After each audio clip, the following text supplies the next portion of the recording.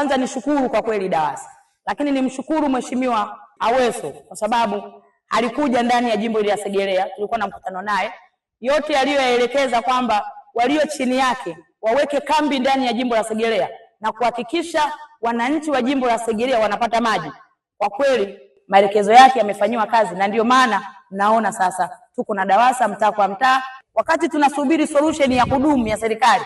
Angalau pale wananchi wa jimbo la Segerea wanapoambiwa kwenye kata ya Bonyokwa siku ya Jumatatu maji yanapaswa kupatikana, basi kuanzia asubuhi mpaka usiku saa 6 maji yapatikane. Kwa hiyo nawashukuru na kuwapongeza kuanzia kwa waziri pamoja na watendaji wote ambao tumekuja nao, kwa sababu hakika hata na mimi kama mbunge nauona mwanga, kwa sababu nikisema siuoni mwanga, mbona niko nao hapa, wametoka wameacha ofisi zao wamekuja hapa kwa ajili ya kuangalia ni namna gani akina mama wakati ya Bonyokwa ndoo zao sasa zitumike kwa ajili ya masuala mengine, lakini sio kubeba ndoo kichwani wakati tayari serikali imesema mwanamke lazima ndoo yake itwaliwe kichwani. Dhamira kubwa ni kuhakikisha basi tunawasikiliza, lakini vile vile tunatatua zile changamoto ambazo tumezikuta kwenye haya maeneo. Yako maeneo ambayo yameelezewa na kweli tumeona kuna changamoto, lakini sisi kama wataalamu tumekuja leo kwa ajili ya kuona sasa nini tunaweza tukachukua hatua za haraka kwa ajili ya kuleta majibu ya hizo changamoto.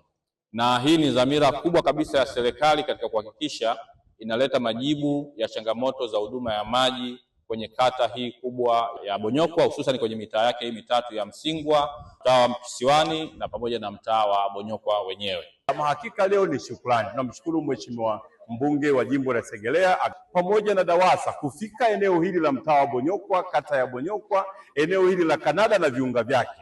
Lengo ni kutatua changamoto za maji. Tunashukuru kwa hatua na maazimio ambayo tumeazimiana hapa ya kwamba kesho timu ya DAWASA inatia kambi hapa kuhakikisha maji yanapatikanika. Tunaomba wananchi tuendelee kuwa na subira, tuendelee kuwa na mshikamano, lakini tutoe ushirikiano pale wapi yametoka, wapi hayajatoka kwa kesho, ili tuendelee kutatua changamoto mbalimbali. Jitihada za kutatua katika level kubwa zinaendelea, lakini tunaanza na kesho kuona lipi ni lipi. Asanteni sana.